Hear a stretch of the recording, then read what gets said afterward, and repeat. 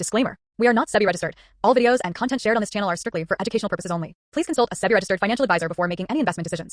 Trading and investing involve risk. This is not financial advice.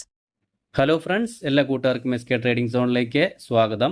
നമുക്ക് വരുന്ന ആഴ്ചയിലേക്ക് നോക്കാൻ പറ്റിയ 2-3 സ്റ്റോക്കുകൾ നോക്കാം. മാർക്കറ്റ് പോസിറ്റീവ് ആണെങ്കിൽ മാത്രം നമുക്ക് അതിലേക്കൊക്കെ എൻട്രികൾ കിട്ടുള്ളൂ. അല്ലെങ്കിൽ എന്ന് പറഞ്ഞു കഴിഞ്ഞാൽ കഴിഞ്ഞ ആഴ്ച നമ്മൾ പറഞ്ഞ ഒരുപാട് സ്റ്റോക്കുകൾ നമുക്ക് എൻട്രി കിട്ടിയിട്ടില്ല. അത് മാർക്കറ്റിൻ്റെ അവസ്ഥ നമുക്കറിയാം, വളരെ വീക്കായിരുന്നു. കഴിഞ്ഞ വെള്ളിയാഴ്ച മാത്രമാണ് മാർക്കറ്റ് ചെറുതായിട്ടൊരു നമുക്കൊരു പുൾ ബാക്ക് പോലെ തന്നത്. അതുപോലെ തന്നെ നമുക്ക് നിഫ്റ്റി സ്മോൾ ക്യാപ്പിൻ്റെ ചാർട്ടുകളൊന്ന് അനലൈസ് ചെയ്യാം. കാരണം ഞാൻ ഈ ടെക്നിക്കൽ അനാലിസിസ് എൻ്റെ ഒരു സ്റ്റൈലിലാണ് ഞാൻ ചെയ്യുന്നത്. കാരണം പല ആളുകൾക്കും പല രീതിയിലുള്ള ടെക്നിക്കൽ അനാലിസിസും ഫണ്ടമെൻ്റൽ അനാലിസിസും ഒക്കെ വളരെ വ്യത്യസ്തമായിട്ട് രീതിയിലായിരിക്കും. ചില ആളുകൾ കമൻറ്റിലൊക്കെ ചോദിക്കാറുണ്ട് എൻ്റെ അനാലിസിസ് ഒന്നും കറക്റ്റ് അല്ല എന്നുള്ള രീതിയിൽ. പക്ഷേ അവർ പഠിച്ച രീതി വേറെ ആയിരിക്കാം. പക്ഷേ ഞാൻ ആരെയും കുറ്റം പറയുന്നില്ല, കാരണം ഓരോരുത്തരും ഓരോ സ്റ്റൈലാണ്. എനിക്കിത് വർക്കാവുന്നുണ്ട്, ഞാനത് ഫോളോ ചെയ്യുന്നു, അത്രേ ഉള്ളൂ. നമുക്ക് ആദ്യം തന്നെ നിഫ്റ്റിയുടെ ചാർട്ടിലോട്ട് പോകാം. നിഫ്റ്റിയുടെ ചാർട്ടിലോട്ട് പോയി കഴിഞ്ഞാൽ കഴിഞ്ഞ വെള്ളിയാഴ്ച നമ്മൾ വീഡിയോ ചെയ്തിട്ടുണ്ടായിരുന്നു. നമ്മൾ ട്രെയിൻ ലൈനൊക്കെ വരച്ച്, കാരണം നമ്മളിപ്പോൾ ട്രെയിൻ ലൈൻ ഇപ്പോൾ ഈ ഒരു ട്രെയിൻ ലൈൻ തന്നെ റോങ് ആണെന്നൊക്കെ പറഞ്ഞ ആൾക്കാരുണ്ട്. ഇപ്പോൾ നോക്കിക്കഴിഞ്ഞാൽ ഞാനിത് പറയാൻ കാരണം എന്ന് പറഞ്ഞു കഴിഞ്ഞാൽ ഇപ്പോൾ ഈ ഒരു ഇൻഡെക്സിൽ നമുക്ക് നിഫ്റ്റി ആദ്യം തന്നെ ഇവിടുന്നാണ് റെസിസ്റ്റൻസ് എടുത്തിട്ട് താഴത്തോട്ട് വന്ന്, അതിനുശേഷം വീണ്ടും ഈ റേഞ്ചിൽ നിന്നാണ് വീണ്ടും റെസിസ്റ്റൻസ് എടുത്തത് അല്ലേ. അപ്പോൾ നമ്മൾ അവിടെ നിന്ന് ഇങ്ങോട്ട് ഒരു ലൈൻ, ഈ 2 ലൈൻ കൂട്ടി വരച്ചാൽ തന്നെ മൂന്നാമത് നോക്കിക്കഴിഞ്ഞാൽ എക്സാക്ട്ലി ആ റേഞ്ചിൽ നിന്ന് കണ്ട് ഏകദേശം അതേ സൈഡ് പെർഫെക്റ്റ് ആവണമെന്നില്ല, പക്ഷെ അവിടെ നിന്ന് തന്നെയാണ് വീണ്ടും റെസിസ്റ്റൻസ് എടുത്തത് അല്ലേ. ആ റേഞ്ചിൽ തന്നെയാണ് വീണ്ടും നിഫ്റ്റി താഴത്തോട്ട് പോയത്. അതിനുശേഷം നോക്കിക്കഴിഞ്ഞാൽ നിങ്ങൾക്കറിയാം, ഇന്നിപ്പോൾ കഴിഞ്ഞ ദിവസമാണെങ്കിലും ആ റേഞ്ചിൽ നിന്ന് ഒരു സപ്പോർട്ട് എടുത്ത പോലെ നമുക്ക് തോന്നുന്നുണ്ട്. അപ്പോൾ വീണ്ടും ചിലപ്പോൾ ഒരു കൺസോൾട്ടേഷൻ കഴിഞ്ഞ് മേലോട്ട് പോകണമെന്ന് പറഞ്ഞു കഴിഞ്ഞാൽ ഈ ഒരു ലൈൻ എത്ര പ്രാവശ്യം റെസ്പെക്ട് ചെയ്തു? ഒരു 3, പിന്നെ ഇപ്പോൾ ഇവിടുന്ന് 4, ഈ റേഞ്ചിൽ നമുക്കൊരു ബ്രേക്ക് ഔട്ട് നിന്ന് 4, പിന്നെ 5ാമത് തവണ ഇവിടുന്ന്. അപ്പോൾ 5 തവണ ഈ ഒരു ട്രെൻഡ് ലൈന് റെസിസ്റ്റൻസും സപ്പോർട്ടായിട്ട് ആക്ട് ചെയ്തിട്ടുണ്ട്. അപ്പോൾ അതുകൊണ്ടൊക്കെയാണ് നമ്മൾ ഈ ട്രെൻഡ് ലൈനും കാര്യങ്ങളൊക്കെ ഇതാക്കുന്നത്. പക്ഷെ അത് എനിക്ക് വർക്കാവുന്നുണ്ട്, എല്ലാവർക്കും വർക്കാവണമെന്ന് യാതൊരു നിർബന്ധമില്ല. അതുപോലെ ചിലർക്ക് പറയാണ്ട് ഈ EMA ഒന്നും അധികം വർക്കാവില്ല എന്നുള്ളത് ശരിയായിരിക്കാം, ഓരോരുത്തർക്കും ഓരോ സ്റ്റൈലാണ്. പക്ഷേ എനിക്ക് ഈ 50 EMA വർക്കാവുന്ന പോലെ എനിക്ക് തോന്നിയിട്ടുണ്ട്. അപ്പോൾ ലാഗിങ് ഇൻഡിക്കേറ്ററാണ്, അതൊരു കമൻറ്റ് അടിച്ചിട്ടുണ്ടായിരുന്നു, ലാഗിങ് ഇൻഡിക്കേറ്ററാണെന്നൊക്കെ പറഞ്ഞിട്ട്. അത് ലാഗിങ് ഇൻഡിക്കേറ്ററാണ്. കാരണം നമ്മൾ ഇൻട്രാഡ് അല്ലല്ലോ ചെയ്യുന്നത്, നമ്മൾ സ്വിംഗ് ഇൻ ട്രേഡാണ് ചെയ്യുന്നത്. പിന്നെ ലാഗിങ് ഇൻഡിക്കേറ്റർ എന്ന് പറഞ്ഞാൽ നമുക്ക് സ്വിംഗ് ട്രേഡ് ആണെങ്കിൽ നമുക്കൊരു ദിവസം ഇപ്പോൾ നാളെ എൻട്രി എടുക്കണമെന്നുണ്ടെങ്കിൽ ഇന്ന് മാർക്കറ്റ് ക്ലോസ് ചെയ്തതിന് ശേഷം അടക്കം നമുക്ക് സ്റ്റോക്കുകൾ അനാലിസിസ് എടുത്തിട്ട് നമുക്ക് GTT ഓർഡർ ഒക്കെ ഇട്ടിട്ട് നമുക്ക് സെറ്റ് ചെയ്ത് വെക്കാവുന്ന വളരെ സിമ്പിളായിട്ട് ചെയ്യാൻ പറ്റിയൊരു ട്രേഡിംഗ് സ്റ്റൈലാണ് ഈ സ്വിംഗ് ട്രേഡിംഗ് എന്നുള്ളത്. നമ്മൾ കഴിഞ്ഞ ദിവസം പറഞ്ഞിട്ടുണ്ടായിരുന്നു ഈ ഒരു 50 EMA അടുത്താണ് ഇപ്പോൾ ഈ റേഞ്ചിൽ സപ്പോർട്ട് എടുത്തിട്ട് മേലോട്ട് കയറാൻ സാധ്യത ഉണ്ട് എന്നുള്ളത്. ഇപ്പോൾ ഏകദേശം നോക്കിക്കഴിഞ്ഞാൽ നമുക്ക് ഈ 50 EMA കറക്റ്റ് ടച്ച് ചെയ്തിട്ടാണ് കയറി നിൽക്കുന്നത് അല്ലേ. അപ്പോൾ നോക്കിക്കഴിഞ്ഞാൽ പെർഫെക്റ്റായിട്ട് ആ ഒരു റേഞ്ച് ടെസ്റ്റ് ചെയ്തിട്ട് മേലോട്ട് പോകും. അതുപോലെ തന്നെ ഈ ട്രെൻഡ് ലൈനും ടച്ച് ചെയ്തിട്ടാണ് നിഫ്റ്റി ഒരു ചെറിയ റിവേഴ്സിൽ കാണിക്കുന്നുണ്ട്. അത് നമുക്ക് കൺഫേം ആണോ എന്നുള്ളത് നമുക്ക് അടുത്ത ആഴ്ചയാണ് അറിയാൻ പറ്റുള്ളൂ. അതല്ല ഈ റേഞ്ചിൽ നിന്ന് താഴത്തോട്ട് പോകുകയാണെന്ന് പറഞ്ഞു കഴിഞ്ഞാൽ ഇപ്പോൾ ഈ റേഞ്ചിൽ നിന്ന് ഇപ്പോൾ ചിലപ്പോൾ ഒരു ബ്രേക്ക് ഡൗൺ ആണെന്ന് പറഞ്ഞു കഴിഞ്ഞാൽ 50 EMA താഴെ ക്ലോസ് ചെയ്തിട്ട് ചിലപ്പോൾ വീണ്ടും മേലോട്ട് പോകാനുള്ള സാധ്യത ഉണ്ട്. അതല്ല ഇതിൻ്റെ വീണ്ടും താഴത്തോട്ട് പോകുകയാണെന്ന് പറഞ്ഞു കഴിഞ്ഞാൽ നമുക്ക് വീണ്ടും മാർക്കറ്റിലൊരു സെല്ലിങ് കിട്ടാൻ സാധ്യത കൂടുതലാണ്. അപ്പോൾ നമുക്കിപ്പോൾ നിഫ്റ്റിയുടെ ചാർട്ട് വെച്ച് നോക്കുമ്പോൾ കുഴപ്പമില്ലാത്ത രീതിയിലുള്ള ഒരു റിവേഴ്സിൽ കാണാൻ പറ്റുമെന്ന് വിചാരിക്കുക. അടുത്ത ആഴ്ച എങ്ങനെയായിരിക്കും മാർക്കറ്റ് റിയാക്ട് ചെയ്യാൻ നമുക്ക്, കാരണം നമ്മളിതൊക്കെ ഒരു ടെക്നിക്കൽ വെച്ചിട്ടാണ് പറയുന്നത്. കാരണം മാർക്കറ്റ് പല രീതിയിലും ഇതൊക്കെ ബൈയും സെല്ലേഴ്സിൻ്റെ ഒരു കളിയല്ലേ. ആരുടെ കയ്യിലാണോ കൂടുതൽ ക്യാഷ് കാര്യങ്ങളുള്ളത് അവരവരുടെ രീതിയിൽ മാർക്കറ്റ് മൂവ് ചെയ്യിപ്പിക്കും. അതുകൊണ്ട് നമ്മളിപ്പോൾ എത്ര ടെക്നിക്കൽ അനാലിസിസ് പഠിച്ചിട്ടും എന്ത് ചെയ്തിട്ടും കാര്യമൊന്നുമില്ല. അപ്പോൾ സെല്ലിങ് ഇപ്പോൾ FIs കണ്ടിന്യൂസ് ആയിട്ട് സെല്ല് ചെയ്തുകൊണ്ടിരിക്കുക എന്ന് പറഞ്ഞു കഴിഞ്ഞാൽ മാർക്കറ്റ് താഴത്തോട്ട് പോകും. DIsന് ഒരു ലിമിറ്റ് ഉണ്ടല്ലോ മാർക്കറ്റിനെ പ്രൊട്ടക്ട് ചെയ്യാൻ, അതിനും കൂടുതൽ വരുമ്പോൾ മാർക്കറ്റ് താഴത്തോട്ട് പോകും. അപ്പോൾ നമ്മൾ ഏത് ഇൻഡിക്കേറ്റർ ആണെങ്കിലും ഒന്നും വർക്കാവില്ല അവിടെ. അപ്പോൾ ആ സമയത്ത് നമ്മൾ നമ്മുടെ ക്യാപിറ്റൽ എങ്ങനെ പ്രൊട്ടക്ട് ചെയ്യണം, ഈ രീതിയിൽ നമ്മുടെ പ്ലാൻ എങ്ങനെ, അതാണ് മെയിനായിട്ട് മാർക്കറ്റിൽ ശരിക്കും വേണ്ടത്. ഇതൊക്കെ ഒരു പ്രോബബിലിറ്റി ആണെന്നുള്ള ഒരു ഇതാണ്, പക്ഷെ ഇതൊക്കെ വർക്ക് ചെയ്യുന്ന കാര്യങ്ങളും കൂടിയാണ്. ഓക്കെ, അപ്പോൾ നമ്മുടെ ഇത് നോക്കിക്കഴിഞ്ഞാൽ നമുക്ക് ഇവിടുന്ന് ഒരു റിവേഴ്സിൽ പ്രതീക്ഷിക്കാം. നല്ലൊരു സപ്പോർട്ട് എടുത്തിട്ടുണ്ട് 50 EMA, അതുപോലെ ആ ട്രെൻഡ് ലൈനും സപ്പോർട്ട് എടുത്തിട്ട് പതുക്കെ നിഫ്റ്റി മേലോട്ട് കയറാൻ ശ്രമിക്കുന്നുണ്ട്. അപ്പോൾ നമുക്ക് ഇതിൻ്റെ ബാക്കിയുള്ള അനാലിസിസ് നമ്മൾ നാളെ തിങ്കളാഴ്ച നമുക്ക് ചെയ്യാം.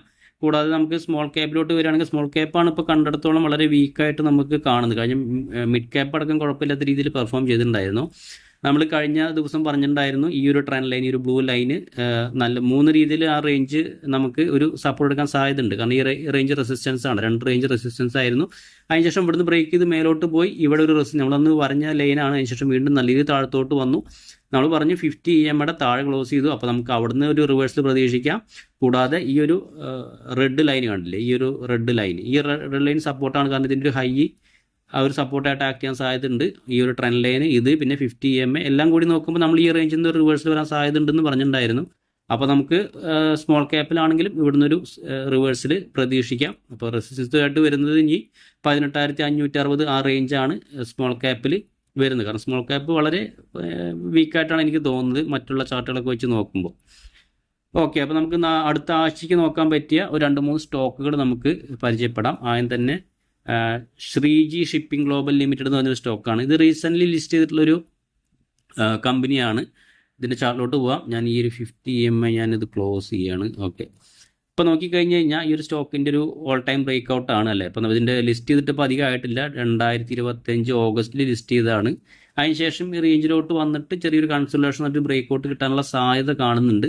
അപ്പോൾ ഇതിലേക്ക് നമുക്കൊരു എൻട്രി എന്ന് പറഞ്ഞു കഴിഞ്ഞാൽ ഒരു 278 അപ്പോൾ നമുക്കിതിലേക്ക് എൻട്രി കൺസിഡർ ചെയ്യാം. സ്റ്റോപ്പ് ലോസ് ആയിട്ട് നമുക്ക് ഈ ഒരു സ്വിങ് ലോൻ്റെ താഴെ നമുക്ക് സ്റ്റോപ്പ് ലോസ് വയ്ക്കാം. സ്റ്റോപ്പ് ലോസ് ഞാനൊരു റെഡിൽ മാർക്ക് ചെയ്യാം. ടാർഗറ്റായിട്ട് നമുക്ക് കുറച്ചൊരു നല്ല റിസ്ക് റിവാർഡ് കിട്ടുന്ന രീതിയിൽ, വലിയ ടാർഗറ്റ് അല്ല, നമ്മൾ സ്വിംഗ് ട്രേഡ് ആണല്ലോ ചെയ്യുന്നത്. അപ്പോൾ നമുക്ക് ആദ്യത്തെ ടാർഗറ്റ് ഹിറ്റ് ചെയ്ത് കഴിഞ്ഞ് കഴിഞ്ഞാൽ നമുക്ക് വീണ്ടും ട്രയൽ ചെയ്തിട്ട് സ്റ്റോക്കിന് നമുക്ക് മേലോട്ട് എത്ര മാക്സിമം പോകുന്നു അത്രയ്ക്ക് നിങ്ങൾക്ക് പ്രോഫിറ്റ് എടുക്കാവുന്നതാണ്. അപ്പോൾ നമുക്ക് ടാർഗറ്റായിട്ട് 297 ടാർഗറ്റും സ്റ്റോപ്പ് ലോസ് ആയിട്ട് 265 സ്റ്റോപ്പ് ലോസും, എൻട്രി നമുക്ക് 278 എൻട്രിയും നോക്കി വെച്ചിട്ട് ഈ ഒരു സ്റ്റോക്ക് നമുക്കൊരു ഷോർട്ട് ടൈമിലേക്ക് നോക്കാവുന്നതാണ്. ഇത് ഫുള്ളി നമ്മൾ എഡ്യൂക്കേഷൻ പർപ്പസിനാണ് വീഡിയോ. നമ്മളിത് ഈ പേപ്പർ ട്രേഡൊക്കെ ചെയ്ത് പഠിക്കാൻ വേണ്ടിയിട്ടാണ് നമ്മളിങ്ങനെ ടാർഗറ്റും സ്റ്റോപ്പ് ലോസൊക്കെ പറയുന്നത്, സ്റ്റോക്കുകളൊക്കെ അനലൈസ് ചെയ്യുന്നത്. ഓക്കെ, അപ്പോൾ നിങ്ങൾ, കാരണം ഞാൻ ഒരു സെബി രജിസ്റ്റേഡ് അനലിസ്റ്റ് ഒന്നല്ല, നമ്മൾ പറഞ്ഞിട്ട് അപ്പോൾ തന്നെ എൻട്രി ഒന്നും എടുക്കരുത് ഒരിക്കലും.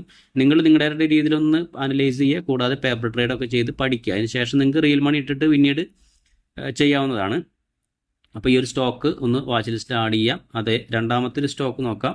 രണ്ടാമത്തെ സ്റ്റോക്ക് ശോഭ ലിമിറ്റഡ് എന്ന് പറഞ്ഞൊരു സ്റ്റോക്കാണ്. ഒരു 1700 രൂപ വരുന്ന ഒരു സ്റ്റോക്കാണ്. ഈ ഒരു സ്റ്റോക്കിൻ്റെ ചാർട്ടിലോട്ട് വന്നു കഴിഞ്ഞാൽ നമുക്ക് ഒരുപാട് നാളത്തെ ഒരു റേഞ്ചാണ് ഈ ഒരു സ്റ്റോക്ക് അല്ലേ. ഒരുപാട് നാളത്തെ റേഞ്ച്, ഏകദേശം ഒരു 2021 വർഷത്തോളം ആയില്ലേ. 2024 ഒക്ടോബർ, അതെ, ഏകദേശം ഒരു വർഷത്തോളം ഈ ഒരു സ്റ്റോക്ക് ഈ റേഞ്ചിൻ്റെ ഉള്ളിൽ തന്നെ ആയിരുന്നു. ഈ താഴത്തോട്ട് പോയി മേലോട്ട് വന്നു, പിന്നെയും താഴത്തോട്ട് പോയി മേലോട്ട് പോയി, അങ്ങനെ ഒരുപാട് തവണ റെസിസ്റ്റൻസ് ആയിട്ടുണ്ട്. ഈ റേഞ്ചൊക്കെ ഒരുപാട് തവണ ഇവിടെ അതിനുശേഷം ഉണ്ട്, ഇവിടെ വന്ന് താഴത്തോട്ട് പോയി, അതിനുശേഷം വീണ്ടും ഇവിടെ വന്നിട്ട് താഴത്തോട്ട് പോയി, അതിനുശേഷം ഏകദേശം ഈ റേഞ്ചിനും അടുത്ത് വന്നു, വീണ്ടും താഴത്തോട്ട് പോയി, പിന്നെ ഈ റേഞ്ചിലോട്ട് വന്നിട്ടുണ്ട്. അപ്പോൾ നമുക്ക് നോക്കിക്കഴിഞ്ഞാൽ ഒരുപാട് തവണ ഈ ഒരു സ്റ്റോക്ക് ഈ റേഞ്ച് ബ്രേക്ക് ചെയ്യാൻ പറ്റാണ്ട് നിൽക്കുന്നതാണ്. കാരണം ഒരുപാട് ടൈം നമ്മളിപ്പോൾ ഒരു എന്തൊരു സാധനത്തിലാണെങ്കിലും നമ്മൾ കുറേ കാലം ഇടിക്കുമ്പോൾ അത് പെട്ടെന്ന് ബ്രേക്ക് ആവുമല്ലോ. അപ്പോൾ അതുപോലെ തന്നെയാണ് ഈ സ്റ്റോക്കിൻ്റെ കാര്യത്തിലും. ഒരുപാട് നാൾ റെസിസ്റ്റൻസ് ആവുന്നത് പെട്ടെന്ന് നല്ലൊരു ബ്രേക്ക് ഔട്ട് കിട്ടിക്കഴിഞ്ഞാൽ മേലോട്ട് പോകാനുള്ള സാധ്യത വളരെ കൂടുതലാണ്. അപ്പോൾ നമുക്ക് ഈ ഒരു സ്റ്റോക്കിലേക്ക് ഒരു എൻട്രി നമുക്ക് നോക്കാം. കാരണം ഈ സ്റ്റോക്കിൻ്റെ റിസൾട്ട് ഓൾറെഡി വന്നതാണ്. അപ്പോൾ അതുകൊണ്ട് നമുക്ക് ധൈര്യമായിട്ട് തന്നെ സ്റ്റോക്ക് മേലോട്ട് പോകുമ്പോൾ എൻട്രി എടുക്കാവുന്നതാണ്. ഓക്കെ, ഈ ഒരു സ്റ്റോക്കിലേക്ക് വരുന്ന എൻട്രി നമുക്ക് 1732 എബോവ് ആണ്. 1732 എബോവ് നമുക്ക് ഇതിലേക്ക് ഒരു എൻട്രി കൺസിഡർ ചെയ്യാം. നമുക്ക് സ്റ്റോപ്പ് ലോസ് ആയിട്ട് ഈ ഒരു ക്യാൻഡിലിൻ്റെ താഴെ നമുക്ക് സ്റ്റോപ്പ് ലോസ് വയ്ക്കാം. അതുപോലെ ടാർഗറ്റായിട്ട് നമുക്ക് കുറച്ച് ഒരു മിഡ് ടൈമിലേക്ക് ഹോൾഡ് ചെയ്യുന്ന ആളുകൾക്കാണെങ്കിൽ നമുക്ക് വലിയൊരു ടാർഗറ്റ് ഇതിലേക്ക് വെക്കാവുന്നതാണ്. ഷോർട്ട് ടൈമിലേക്ക് ആകുമ്പോൾ നമുക്ക് 1873 നമുക്ക് ടാർഗറ്റായിട്ട് നമുക്ക് ഈ ഒരു സ്റ്റോക്ക് ഒരു ഷോർട്ട് ടൈമിലേക്ക് നോക്കാവുന്നതാണ്. ശോഭ ലിമിറ്റഡ് എന്ന് പറഞ്ഞൊരു സ്റ്റോക്ക്, റിസൾട്ടൊക്കെ വന്നൊരു സ്റ്റോക്കാണ്.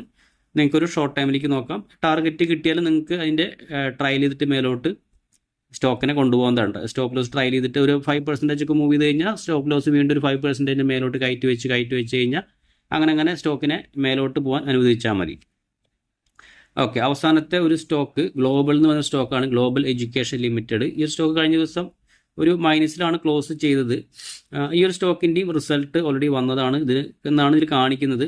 ഈ ഒരു സ്റ്റോക്കാണെങ്കിലും ഒരുപാട് നാളത്തെ ഒരു കൺസോൾട്ടേഷൻ, അത് കഴിഞ്ഞ് ഒരു മൂവ്മെൻറ്റ് തരാനുള്ള സാധ്യത ഉണ്ട്. ഇപ്പോൾ കഴിഞ്ഞ ദിവസം ക്യാനിലൊക്കെ ആകുമ്പോൾ നല്ലൊരു ബൈയിങ് പ്രഷർ സ്റ്റോക്കിൽ വരുന്നുണ്ട്. അപ്പോൾ നമുക്കിതിലേക്കൊരു എൻട്രി എന്ന് പറഞ്ഞു കഴിഞ്ഞാൽ ഒരു 74 എബോ നമുക്കിതിലേക്കൊരു എൻട്രി നോക്കാം. ഈ 74 എബോ നമുക്കിതിൻ്റെ സ്റ്റോപ്പ് ലോസ് ആയിട്ട് ഈ ഒരു ക്യാൻഡിൽ താഴെ നമുക്ക് സ്റ്റോപ്പ് ലോസ് വയ്ക്കാം. അതായത് റെഡിൽ നിന്ന് മാർക്ക് ചെയ്യാം.